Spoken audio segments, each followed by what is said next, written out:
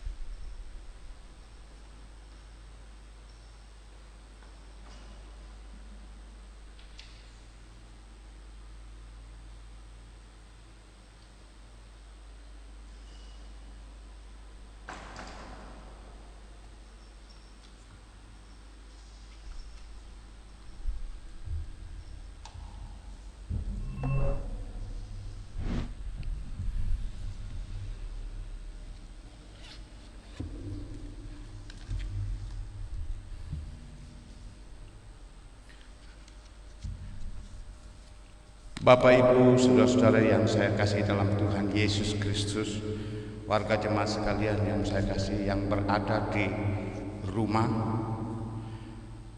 selamat pagi dan shalom, selamat hari Minggu. Kiranya Tuhan memberkati Bapak, Ibu, saudara-saudara semua. Mari kita bersama-sama memulai seluruh ibadah kita dengan bersama-sama kita memuliakan Tuhan dengan PKJ nomor 2.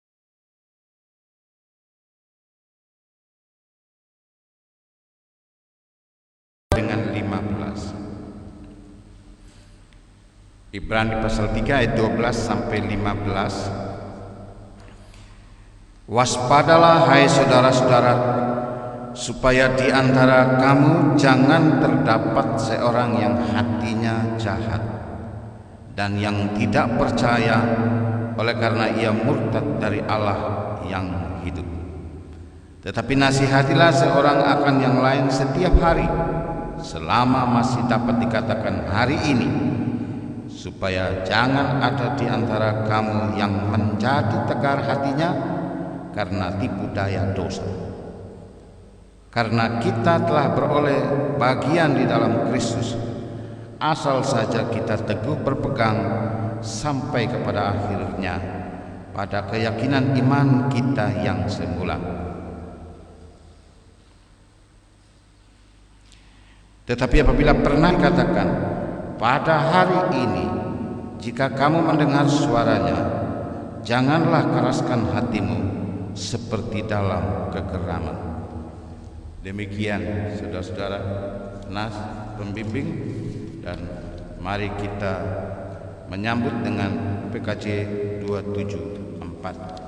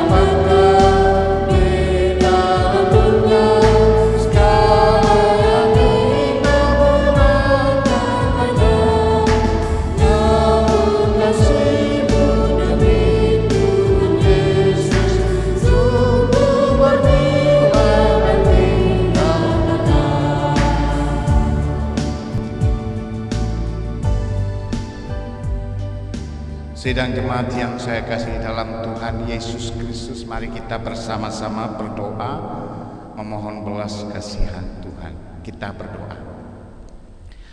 Ya Tuhan Allah Bapa kami yang ada dalam surga, Allah yang kami sembah di dalam Tuhan Yesus Kristus, kami mengucap syukur dan terima kasih Tuhan karena sampai dengan saat ini kami tetap menikmati hidup lengkap dengan segala berkat dan pertolongan dari Tuhan. Namun sungguh kami mengakui bahwa hidup kami tidak sesuai dengan panggilan Tuhan. Kami tidak merespon kasih dan anugerah Allah itu lewat hidup kami yang mengasihi dan melayani. Perbuatan-perbuatan kami penuh dengan dosa, penuh dengan hawa nafsu dan keinginan yang jahat, yang tidak sesuai dengan kasih karunia-Mu, yang berlawanan dengan maksud pengutusan Allah agar kami menjadi berkat di dalam dunia.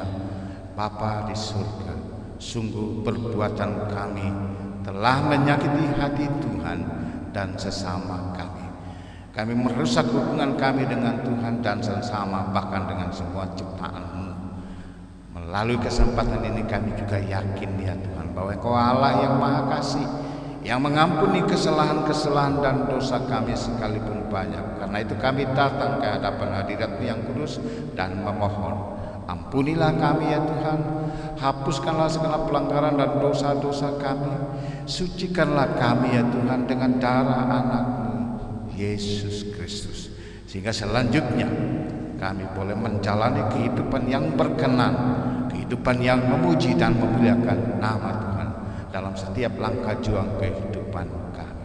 Di dalam nama Tuhan Yesus Kristus kami berdoa.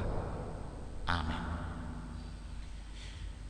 Sidang jemaat yang saya kasih, kembali kita memuliakan Tuhan masih sebagai bagian dari penyesalan kita di hadapan Tuhan, permohonan kita kepadanya. Mampirlah dengar doa.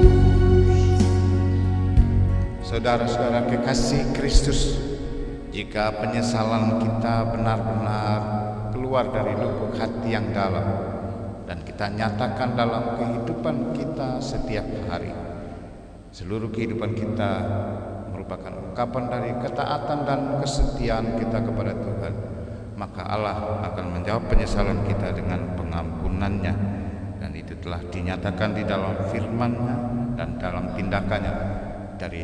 Kita akan mengikuti berita anugerah dari pertama Petrus pasal 1 ayat 3 sampai 6. Pertama Petrus pasal 1 ayat 3 sampai dengan ayat 6. Demikian.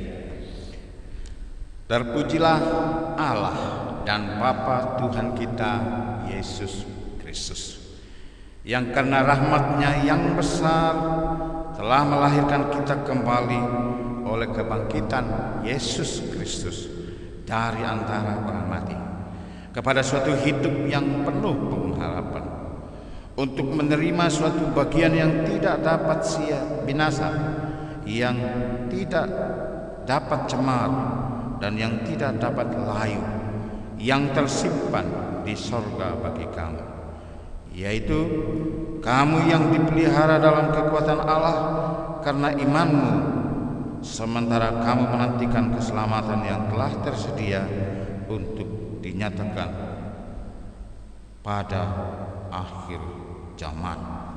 Bergembiralah akan hal itu, sekalipun sekarang ini kamu seketika harus berduka cita oleh berbagai-bagai pencobaan.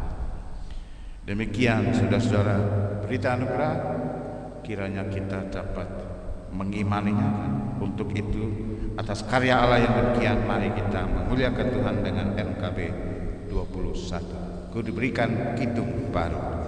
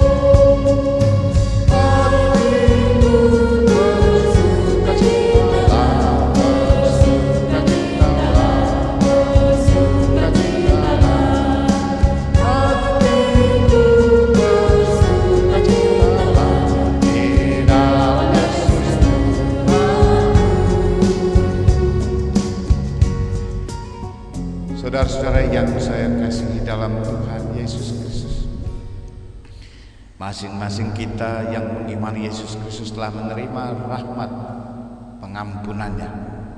Untuk itu mari kita menjalani hidup yang bertanggung jawab, hidup yang dipenuhi dengan ketaatan, kesetiaan kita kepada Tuhan. Untuk itu dalam menjalani hidup ini, maka yang menuntun kita adalah firman Tuhan, atau sebagai petunjuk hidup baru buat kita sekalian, yang terambil dari Ibrani 3 ayat 7 sampai dengan 19.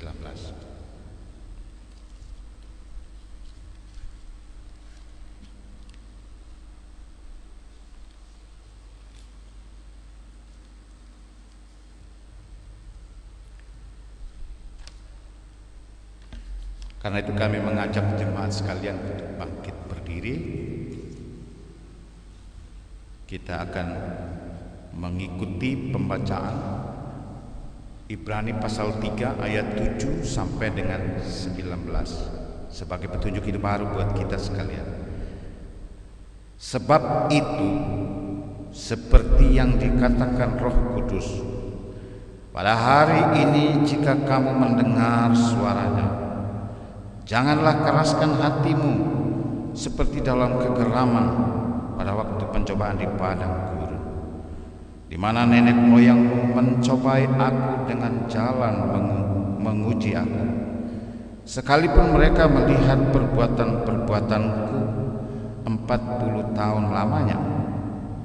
Itulah sebabnya aku murka kepada angkatan itu dan berkata, selalu mereka sesat hati dan mereka tidak mengenal jalanku, sehingga aku bersumpah dalam murkaku, mereka takkan masuk ke tempat perhentianku. Waspadalah hai saudara-saudara, supaya di antara kamu jangan terdapat seorang yang hatinya jahat dan yang tidak percaya oleh karena ia murtad dari Allah yang hidup. Tetapi nasihatilah seorang akan yang lain setiap hari, selama masih dapat dikatakan hari ini, supaya jangan ada di antara kamu yang menjadi tegar hatinya karena tipu daya dosa. Karena kita telah beroleh bagian di dalam Kristus, asal saja kita teguh berpegang sampai kepada akhirnya pada keyakinan iman kita yang semula. Tetapi apabila pernah dikatakan, pada hari ini jika kamu mendengar suaranya, janganlah keraskan hatimu seperti dalam kegeraman. Siapakah mereka yang membangkitkan amarah Allah, sekalipun mereka mendengar suaranya? Bukankah mereka semua yang keluar dari Mesir di bawah pimpinan Musa? Dan siapakah yang ia murkai 40 tahun lamanya? Bukankah mereka yang berbuat dosa dan yang mayatnya bergelimpangan di padang gurun? Dan siapakah yang telah ia sumpahi bahwa mereka takkan masuk ke tempat perhentiannya? Bukankah mereka yang tidak taat? Demikianlah kita lihat bahwa mereka tidak dapat masuk oleh karena ketidakpercayaan mereka. Demikian saudara-saudara petunjuk hidup baru, kiranya kita dapat mentaatinya, dan mari kita menyatakan kesediaan kita untuk mentaati firman Tuhan dengan menyanyikan Kidung Jemaat 400, Kudaki Jalan Mulia.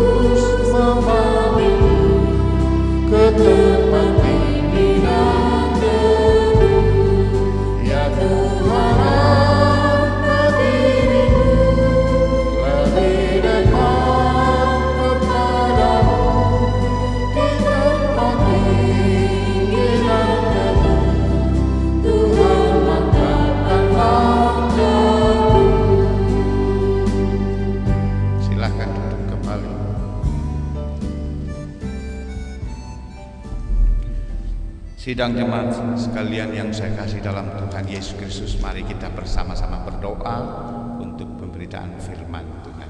Kita berdoa. Tibalah saatnya bagi kami, ya Bapa yang bersemayam di tempat yang maha tinggi, namun yang sekaligus juga hadir bersama-sama dengan kami dalam setiap perjuangan dan pergumulan kehidupan kami.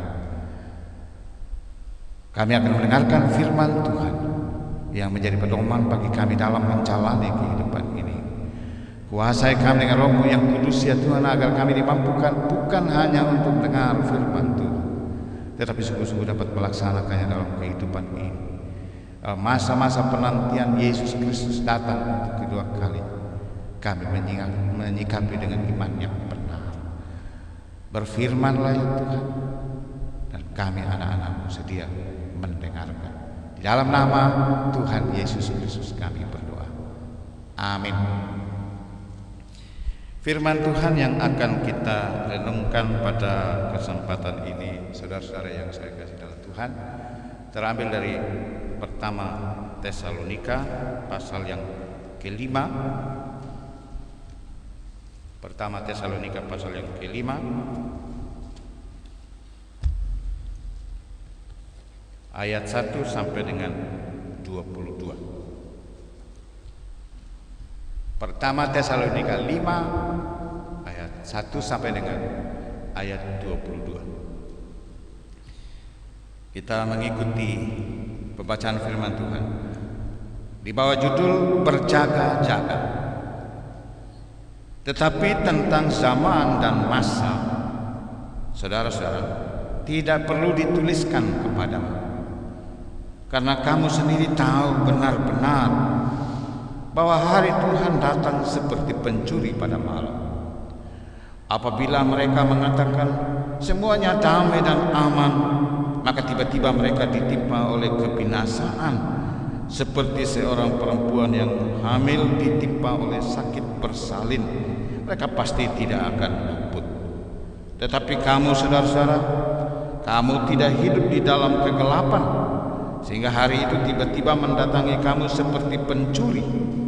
Karena kamu semua adalah anak-anak terang dan anak-anak siang. Kita bukanlah orang-orang malam atau orang-orang kegelapan. Sebab itu, baiklah janganlah kita tidur seperti orang-orang lain, tetapi berjaga-jaga dan sadar. Sebab mereka yang tidur waktu malam, dan mereka yang mabuk waktu malam. Tetapi kita yang adalah orang-orang siang, baiklah kita sadar, berbaju sirahkan iman dan kasih, dan berketopongkan pengharapan keselamatan. Karena Allah tidak menetapkan kita untuk ditimpa murka, tetapi untuk beroleh kegenapan oleh Yesus Kristus Tuhan kita,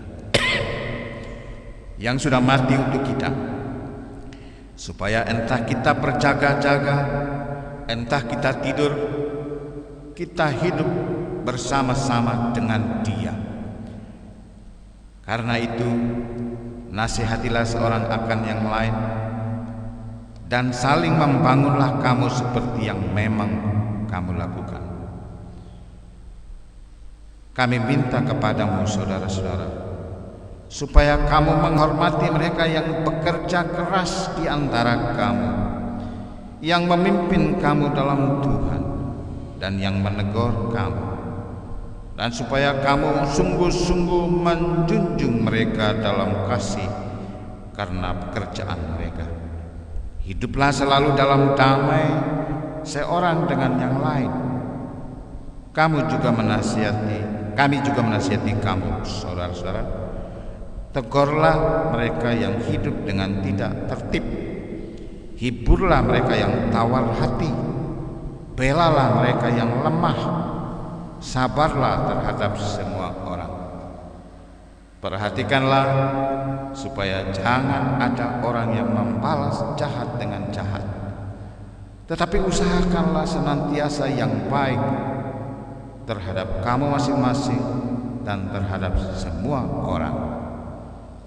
Bersukacitalah senantiasa, tetaplah berdoa, mengucap syukurlah dalam segala hal, sebab itulah yang dikehendaki Allah di dalam Kristus Yesus bagi kamu. Janganlah padamkan roh, dan janganlah anggap rendah nubuat-nubuat. Ujilah segala sesuatu dan peganglah yang baik. Jauhkanlah dirimu dari segala jenis kejahatan. Demikian saudara-saudara firman Tuhan. Dan yang berbahagia ialah yang tidak hanya mendengarkan firman Tuhan, tetapi juga sungguh-sungguh melaksanakannya dalam hidupnya setiap hari. Saudara-saudara yang saya kasihi dalam Tuhan Yesus Kristus,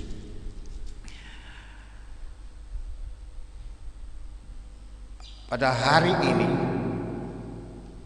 kita berada di hari yang ketiga setelah Yesus naik ke surga.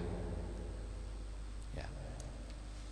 Jadi kita berada pada masa-masa kita menantikan Yesus datang untuk kedua kali.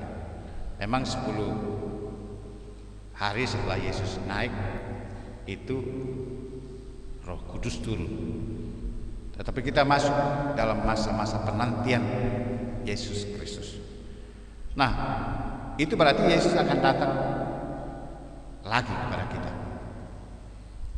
Tetapi kalau kita baca Wahyu 22 ayat 20b,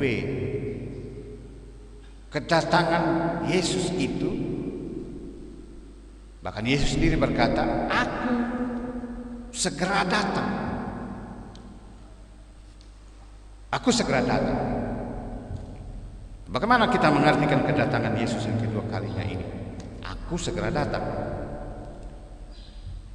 Sekalipun penentuan waktu itu telah mempengaruhi banyak orang, Ada banyak orang yang mengartikan kata segera itu lalu memberikan penafsiran dan menentukan waktu. Mereka menentukan waktu kedatangan Tuhan itu, tapi tidak pernah menjadi kenyataan.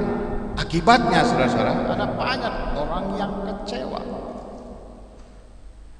Malah ada pula yang mengolok-olok, ya. Tetapi ironisnya saudara, sekalipun itu gagal berulang-ulang, tetap saja di kemudian hari ada lagi orang lain yang menentukan waktunya Tuhan itu, seolah-olah mereka tahu. Dan ironisnya lagi adalah bahwa tetap saja ada banyak orang yang dipengaruhi, tetap saja ada orang pengikut-pengikut mereka. Pertanyaan yang bisa saja muncul terkait dengan "ya aku segera datang" itu, apakah ada kekeliruan firman Tuhan ini? Alkitab berbicara soal waktu segera itu. Kapan? Pengertian manusia atau konsep manusia tentang kata segera itu ya tidak lama. Tentu ada batas waktunya. Tapi segeranya Tuhan ini kok lama sekali.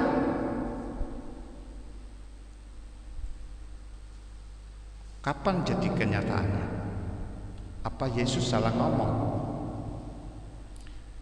Saudara-saudara, mari kita hayati.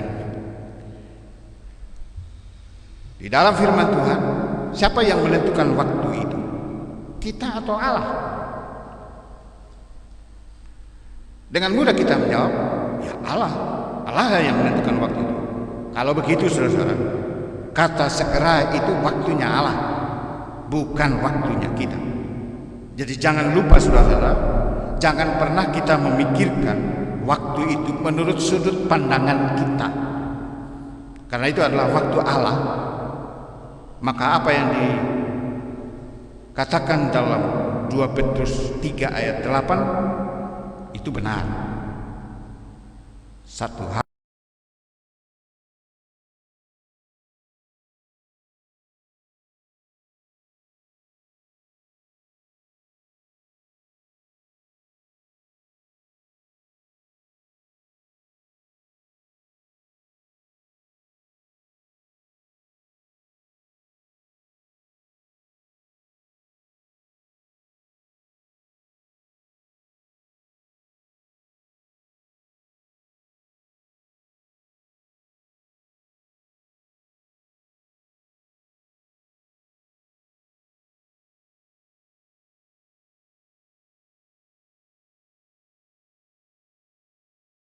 dikatakan tidak perlu dituliskan kepada rahasia Allah di dalam ayat 1. Mengapa Allah merahasiakan waktu kedatangan Tuhan itu? Mengapa Allah tidak menentukan saja waktunya supaya manusia bersiap-siap, supaya manusia mengetahuinya? Sidang jemaat yang saya kasih dalam Tuhan, untuk menjawab ini, mari kita berandai-andai. Andaikan saja Allah menentukan waktunya dan diketahui oleh manusia.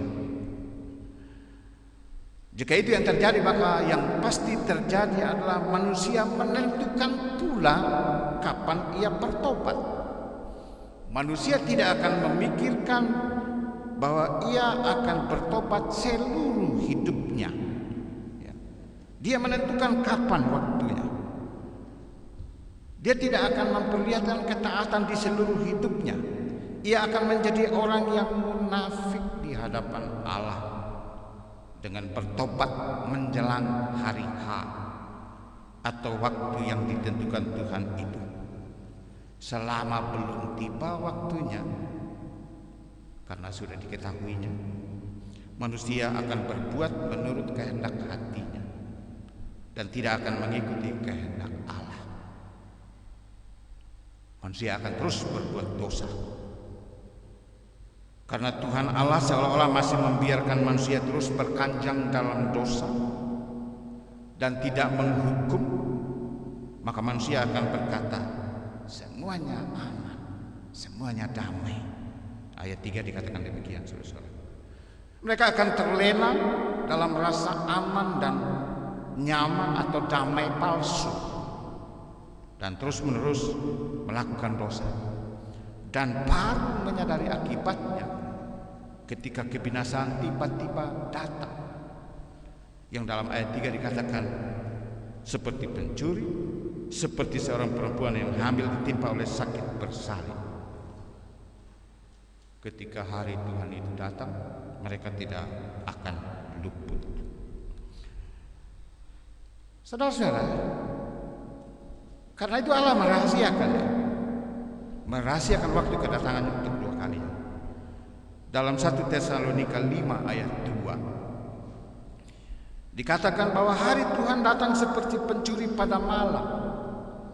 Artinya kita tidak mengetahui saat kedatangannya Tuhan Yesus.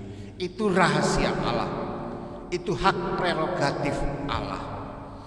Itu adalah bagian Allah, bukan bagian manusia untuk mengutak-atiknya, bukan bagian manusia untuk mereka-rekanya. Tentu ada maksud Allah. Allah merahasiakan itu, dan itu dikemukakan dalam ayat 6 bacaan kita. Sebab itu baiklah kita jangan tidur seperti orang lain, tetapi berjaga-jaga dan sadar. Ini rupanya maksud Allah. Jangan terlena, jangan merasa nyaman, jangan berkata semuanya aman-aman saja, tapi berjaga-jaga dan sadar. Seluruh kehidupan kita adalah kehidupan yang berjaga-jaga dan sadar. Pikiran, perkataan, dan perbuatan kita haruslah memperlihatkan ketaatan dan kesetiaan kepada Tuhan. Tidak ada pertobatan hanya menjelang hari H atau sesudah tidak berdaya lagi. Ada orang begini, saudara-saudara, selama dia kuat, sekalipun sudah dinasihati berulang-ulang, diingatkan untuk bersekutu dengan Tuhan, diingatkan supaya dia bertobat, dia tidak mau mendengarkan. Begitu sudah tidak berdaya lagi, sudah sakit sekarang, dan hanya diam di tempat tidur, menjelang ajalnya baru dia mau mengatakan, saya mau kemana lagi kecuali hanya di dalam Tuhan. Sudah hari H, hari mati, baru mau tobat. Tidak demikian maksud firman Tuhan hari ini. Sekali lagi, seluruh kehidupan kita adalah kehidupan yang berjaga-jaga dan sadar. Dalam hal ini kita harus mengenal siapa kita, eksistensi kita. Kita harus sadar siapa kita di hadapan Allah, bahwa kita sebagai orang-orang beriman adalah orang-orang yang berbeda dengan orang-orang yang terlena dan nyaman dengan keamanan palsu, kedamaian palsu, atau semu itu. Kita berbeda dengan dunia, saudara-saudara. Anak-anak terang berbeda dengan anak-anak gelap. Anak-anak siang berbeda dengan anak-anak malam. Mereka tidur pada waktu malam, mabuk pada waktu malam. Mereka tidak sadar, terlena dalam dosa dan kemewahan duniawi.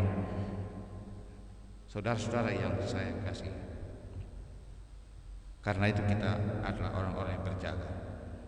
Apa wujud, apa-apa yang harus dilakukan oleh orang-orang yang sadar, orang-orang yang berjaga itu? Ini pertanyaan yang penting. Kalau tidak boleh terlena, kalau harus berjaga-jaga, apa yang harus dilakukan? Dalam ayat 8, ini catatan pertama, saudara-saudara. Dalam ayat 8 dikatakan, berketopongkan pengharapan keselamatan. Ini yang harus dilakukan. Bagian yang pertama. Artinya dalam menantikan waktu Tuhan itu. Kita menantikannya dalam sikap berpengharapan akan keselamatan kekal yang dinyatakan Tuhan Yesus pada waktu kedatangannya yang kedua kalinya itu. Penekanannya adalah sikap kita, sikap yang berpengharapan. Itu berarti bukan hanya soal keyakinan iman saja, bukan hanya soal batin saja, tapi orang yang berpengharapan kepada Yesus Kristus itu masuk dalam kehidupan tindakan imannya, ada tindakan imannya sebagai orang yang percaya pada Yesus Kristus, dan itu dinyatakannya dalam hubungannya dengan Tuhan dan dengan sesama dan dengan alam semesta. Dengan kata lain, saudara-saudara yang saya kasih dalam Tuhan, dalam berpengharapan itu ada hal-hal yang harus disikapi dan dikerjakan dengan benar seturut firman Tuhan. Seluruh hidup dalam masa-masa penantian itu harus berlangsung sesuai kehendak Allah. Artinya kita berada dalam masa-masa penantian dan kita menanti dalam iman. Itu tema kita hari ini. Kita menanti dalam iman.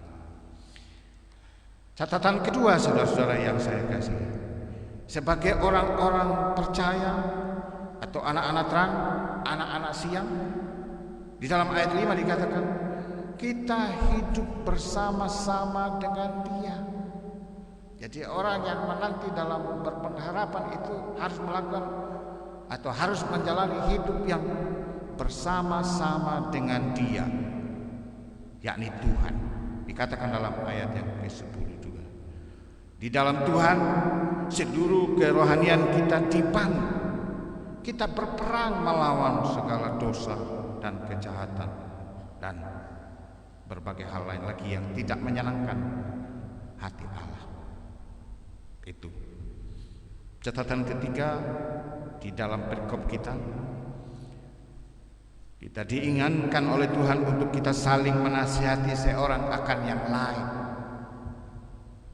Saling menasihati itu penting. Mengapa? Supaya orang tetap hidup dalam kesadaran imannya, supaya orang tetap berada dalam jalur imannya yang benar, sebagai orang yang menantikan dalam iman, menantikan kedatangan Tuhan yang kedua kali. Itu dalam ayat 11 dan ayat 14. Ada saling membangun, dikatakan dalam ayat 11 juga. Kehidupan yang saling membangun, saling mendukung, bukan saling menjatuhkan. Lawan dari kata saling membangun adalah saling menjatuhkan. Ada banyak kehidupan orang yang kerjanya cuma menjatuhkan orang lain. Sadarilah, saudara, itu bukan kehidupan yang berpengharapan dalam iman kepada Tuhan. Itu bukan hidup yang sedang menantikan Dia. Menghormati mereka yang bekerja keras di antara kamu, yang memimpin dan menegur. Itu nasihat supaya kita menghormati mereka yang bekerja keras di antara kamu. Ada banyak orang yang sudah melakukan banyak hal positif, tapi masih ada saja orang yang mengkritik dan mau menjatuhkannya. Saya ingat, Bapak Ibu, ini contoh saja yang saya ambil. Ketika Nehemia kembali dari pembuangan, Tuhan Allah menugaskan dia untuk membangun kembali tembok Yerusalem. Dan ketika dia melaksanakan amanat Tuhan itu, ada Sanballat, ada Tobia, dan ada orang-orang lain yang mengacaukan pekerjaan Tuhan itu, yang hendak menggagalkan pekerjaan pembangunan tembok Yerusalem itu. Kita bukan Tobia, orang-orang siang, anak-anak terang, mengerjakan hal yang benar, menghormati mereka yang bekerja keras, yang memimpin dan menegur, saling menjunjung dalam kasih karena pekerjaan mereka. Itu ayat 12 dan ayat 13. Kemudian dalam ayat 13 juga dikatakan hidup dalam damai dengan seorang dengan yang lain. Bapak Ibu sidang jemaat yang berada di rumah, mari kita menghayati hidup kita. Apakah kita benar-benar hidup damai dengan semua orang? Damai seorang dengan yang lain? Kalau belum berada pada hidup yang damai dengan orang lain, itu bukan hidup yang menantikan Tuhan. Itu bukan hidup yang berpengharapan dalam penantian itu. Orang yang menantikan Tuhan, dia harus menjaga hidupnya. Dia harus sadar agar dia tetap berada dalam hubungan damai dengan setiap orang. Kehidupan kita yang lain yang diperkenankan Allah adalah tegurlah mereka yang tidak tertib. Nah, ini banyak sekali bentuknya Bapak Ibu. Tidak tertib dalam berbagai tugas dan tanggung jawabnya. Ada banyak orang yang suami yang tidak tertib, istri yang tidak tertib, karyawan yang tidak tertib. Banyak sekali pelaku jalan yang tidak tertib dan sebagainya. Mari kita menegur mereka supaya semua kembali ke jalur yang benar. Hiburlah mereka yang tawar hati, belalah mereka yang lemah, sabarlah terhadap semua orang. Banyak sekali. Tidak cukup waktunya bagi kita untuk menjelaskan satu demi satu, tapi inti-inti pokoknya di sini dijelaskan kepada kita tentang hal yang harus kita kerjakan sebagai orang beriman. Mari kita melakukan itu. Sabarlah seorang terhadap yang lain. Itu penting yang mewarnai kehidupan kita. Jangan ada orang yang membalas jahat dengan jahat, tapi usahakanlah senantiasa yang baik terhadap kamu masing-masing dan terhadap semua orang.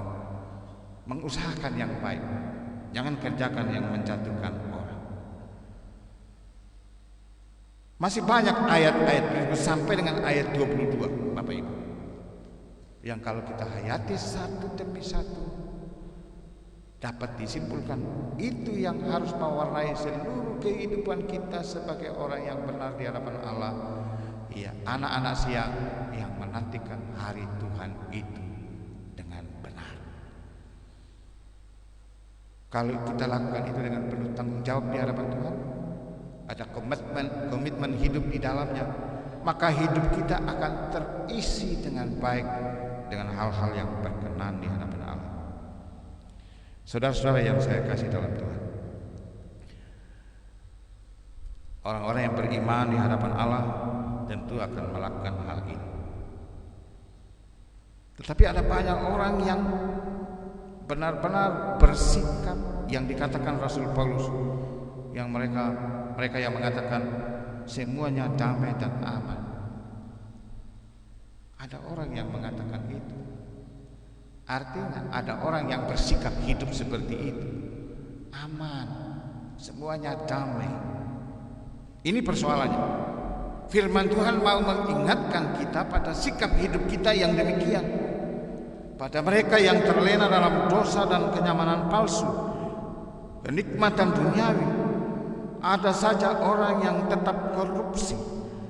Ada saja orang yang tetap tidak setia dengan pasangan hidupnya. Masih tetap saja ada orang yang mencuri, berbuat curang. Tetap saja ada narkoba, kebebasan seksual, dan berbagai kejahatan lain. Sekalipun mendengar firman Tuhan, tapi mereka tetap melaksanakan itu. Apalagi memang Tuhan itu tidak seperti hansip yang segera menangkap orang yang mencuri.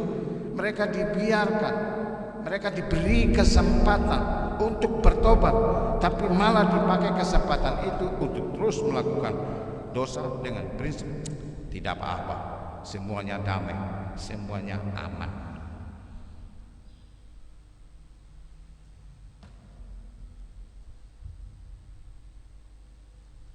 Mungkin saja karena semuanya aman, dia akan berpikir, apakah Tuhan itu ada? Kalau Tuhan itu memang ada, kenapa Tuhan diam saja? Orang-orang yang hidup seperti itu, saudara-saudara, hidup dalam kejahatannya, memang adalah orang-orang yang bisa saja hidup dalam kemewahan, mempunyai banyak uang dan harta lainnya, dan itu diperolehnya dari hasil kejahatan. Dia mulai membandingkan dirinya dengan orang-orang yang beriman, orang-orang yang rajin beribadah, rajin berdoa, tapi ternyata tidak punya apa-apa. Hidup susah melulu, bergantung pada orang lain. Orang-orang seperti ini beranggapan bahwa kesuksesan material menjadi tujuan hidup mereka. Mereka tidak menggumuli bahwa ada tujuan hidup yang sebenarnya. Mereka tidak menggumuli soal kebenaran menurut Allah. Mereka telah benar-benar terlena dalam rasa aman dan damai palsu. Mereka nyaman dalam dosa. Mereka sungguh-sungguh tidak menyadari akibat dari dosa-dosa itu. Ketika hukuman Tuhan datang, barulah mereka terkejut, tetapi sudah terlambat. Saudara-saudara yang saya kasih dalam Tuhan, firman Tuhan hari ini mengingatkan saudara dan saya bahwa hari Tuhan itu datang seperti pencuri. Dia tiba-tiba. Maksudnya hari itu akan datang dan pasti menjadi hari yang mengerikan bagi mereka yang tidak sadar dan berjaga-jaga. Hari Tuhan menjadi hari hukuman bagi mereka yang tidak bertobat. Firman Tuhan hari ini mengingatkan saudara dalam Ibrani 3 ayat 15. Tetapi apabila pernah dikatakan pada hari ini, jika kamu mendengar suaranya, janganlah keraskan hatimu seperti dalam kegeraman. Kembalilah kepada Allah yang hidup. Di dalam Tuhan Allah, saudara-saudara. Kata Amos, carilah Tuhan, maka kamu akan hidup.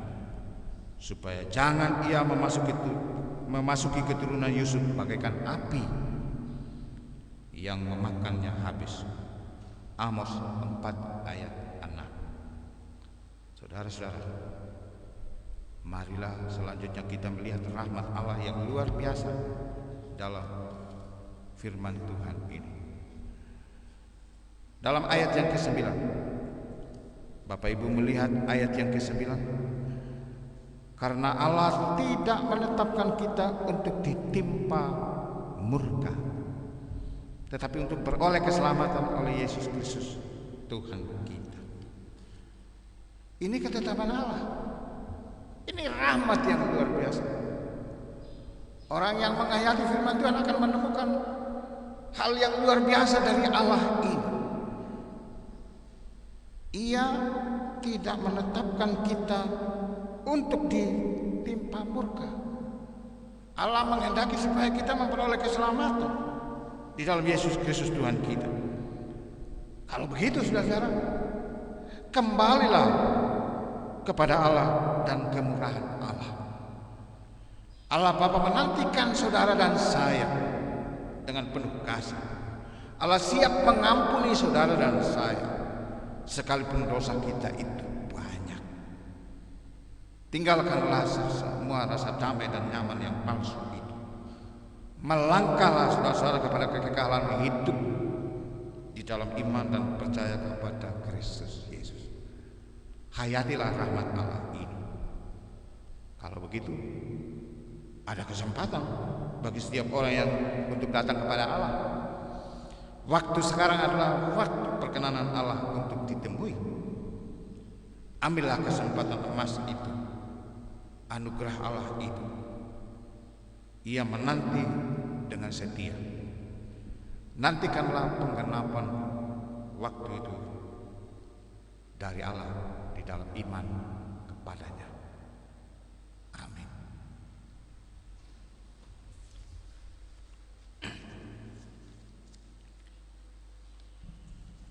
Sidang jemaat yang saya kasih dalam Tuhan Yesus Kristus, Mari kita bersama-sama merespon firman Tuhan ini dengan menyanyikan NKB 114 bait 1, 3, dan 4.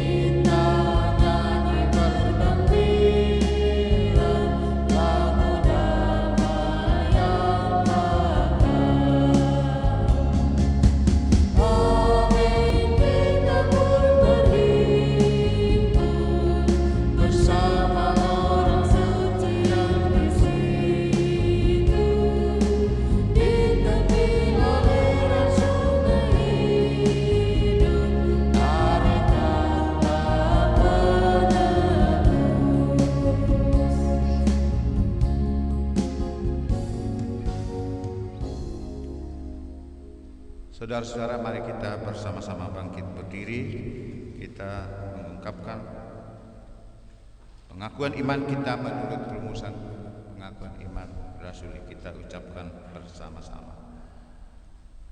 Aku percaya kepada Allah, Bapa yang Maha Kuasa, Alik langit dan bumi, dan kepada Yesus Kristus, Anaknya yang tunggal, Tuhan kita, yang dikandung daripada Roh Kudus, lahir dari anak darah Maria, yang menderita di bawah pemerintahan Pontius Pilatus, disalibkan, mati dan dikuburkan, turun ke dalam kerajaan maut.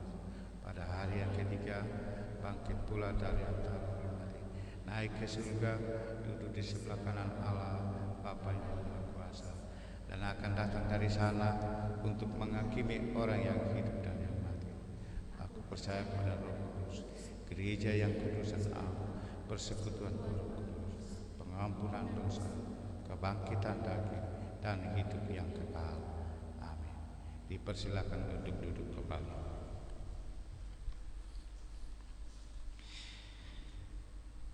Saudara-saudara kekasih Kristus, mari kita bersama-sama menaikkan doa syukur syafaat kita. Kita berdoa. Ya Tuhan, Allah Bapa kami yang ada dalam surga, Allah yang kami sembah di dalam Tuhan Yesus Kristus, Kami mengucap syukur dan terima kasih karena firman Tuhan yang boleh kami dengar hari ini mengingatkan kami bahwa kami sebagai anak-anak Tuhan, anak-anak terang, anak-anak siang, warga tebusan Yesus Kristus harus menjalani kehidupan yang benar dan kudus sebagai wujud dari hidup yang menantikan dalam iman, menantikan kedatangan Tuhan itu. Sehingga ketika hari Tuhan itu datang, Yesus datang untuk kedua kalinya, bukan sebagai hari yang mengagetkan, membinasakan kami, tetapi hari keselamatan, hari bahagia, hari sukacita. Terima kasih Tuhan, kami boleh menanggapi ini dalam pengharapan penuh kami kepada Tuhan. Sekalipun kami berada dalam berbagai bahaya, berbagai pergumulan berat, di tengah-tengah mewabahnya virus corona, kami tetap berpengharapan penuh kepada Tuhan. Kami tetap melakukan hal yang baik. Kami tetap menjadi warga negara yang taat dan setia kepada Tuhan, taat pada aturan-aturan protokol yang ditetapkan oleh pemerintah, sehingga kami tetap menjaga diri, menjaga kesehatan, bahkan menjaga panggilan kami menjadi berkat bagi orang lain, sehingga kami tidak menjadi sumber malapetaka bagi orang lain. Kiranya Tuhan memberkati kami, memberkati pemerintah yang terus melakukan tugas dan tanggung jawabnya mengawasi setiap rakyatnya di mana saja, di pemerintahan Republik Indonesia dan bangsa-bangsa di seluruh dunia. Berkati para medis yang melaksanakan tugasnya, mereka berjibaku untuk berjuang menyelamatkan setiap pasien. Kami percaya dengan campur tangan Tuhan, hikmat, kekuatan, kesehatan yang datang dari Tuhan, pemerintah, para medis dapat melaksanakan tugas dan tanggung jawabnya demi menyelamatkan setiap generasi yang terpapar akibat virus corona ini. Bapa yang ada dalam surga, kami percaya Tuhan memberkati mereka untuk tetap mengandalkan Tuhan, sumber segala berkat dan kehidupan. Kami juga berdoa bagi pasien yang berada di rumah sakit dan di rumah-rumah yang mengalami penderitaan akibat dari berbagai penyakit. Kami percayakan hidup mereka ke dalam tangan pengasihan Tuhan. Biarlah mereka juga tetap mengandalkan Tuhan, tidak tergoda untuk menggunakan kuasa lain. Sebaliknya mereka hanya menggunakan kuasa Tuhan, mengandalkan Tuhan sumber segala berkat dan kehidupan. Karena itu berkati mereka, biarlah mereka Tuhan sembuhkan dan mereka boleh sehat kembali pula dalam aktivitas keseharian mereka, menjadi berkat dan saluran kasih sayang bagi setiap orang di sekitar kehidupan mereka. Bapa yang ada dalam surga, kami juga berdoa bagi anak-anak sekolah pada khususnya yang terpaksa karena wabah ini mereka tidak dapat melaksanakan pertemuan langsung dengan guru di sekolah. Mereka belajar dari rumah-rumah. Dengan pola seperti ini ada kecenderungan besar bagi anak-anak untuk bermain santai. Tetapi kami percaya Tuhan memberkati anak-anak untuk mereka tetap belajar, mereka tetap berjuang demi masa depan yang baik. Tuhan juga memberkati para guru agar tetap membimbing anak-anak dalam rasa cinta kepada Tuhan, cinta kepada anak-anak, sehingga generasi ini menjadi generasi yang terus-menerus mengalami pendidikan demi menjadi manusia yang berguna bagi kemuliaan nama Allah di waktu-waktu yang akan datang. Berkati juga setiap orang tua agar sungguh-sungguh melakukan pengawasan penuh, pembinaan, dan bahkan mereka menjadi contoh dan teladan yang baik bagi anak-anak mereka.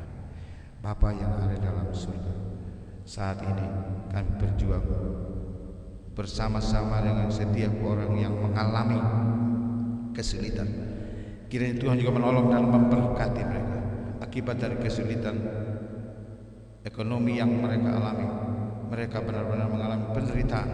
Kami percaya Tuhan memberkati setiap pribadi. Oleh karena adanya virus corona, mereka mengalami kendala dalam memperoleh penghasilan. Bahkan jemaat-jemaat Tuhan, para hamba Tuhan, majelis jemaat mengalami berbagai hal dalam kehidupan ini.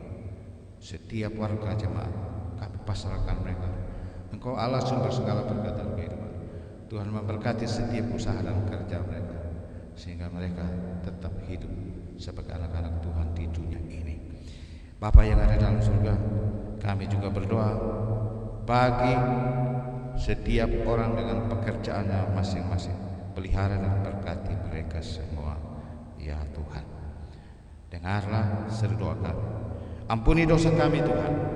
Dalam nama Yesus Kristus kami berdoa kepada Bapa di surga. Amin. Tibalah saatnya bagi kita saudara-saudara untuk memberikan persembahan kita kepada Tuhan, dan kita boleh mengiringinya dengan menyanyikan Kidung Jemaat PKJ 264 bait 1 dan bait yang kedua.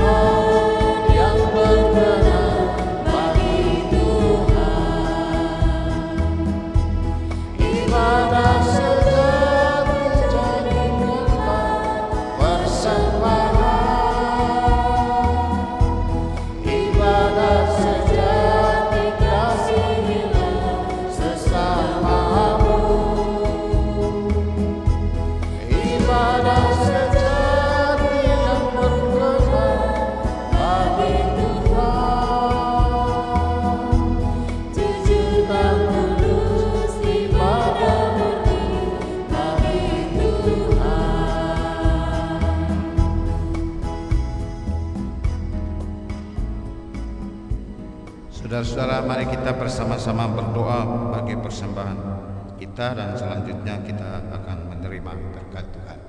Kami menjemput kita sekalian untuk bangkit berdiri.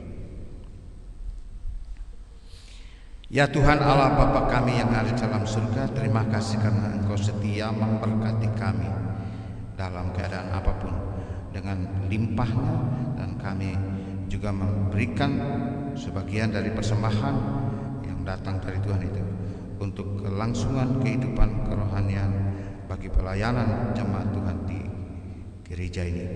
Berkati persembahan ini, biarlah bermuara bagi kepujian dan kemuliaan nama Allah dalam pengelolaannya.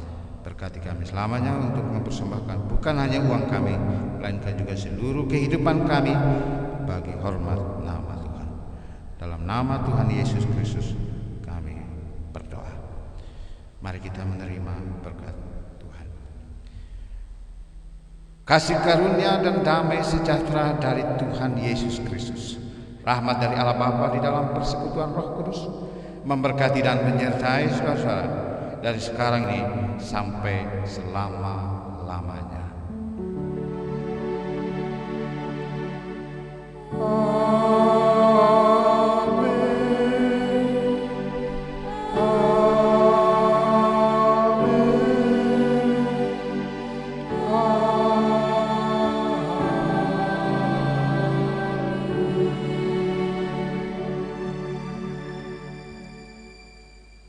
Kita memuji Tuhan dengan menyanyikan NKB 204 di dunia yang penuh cemar ayat 1.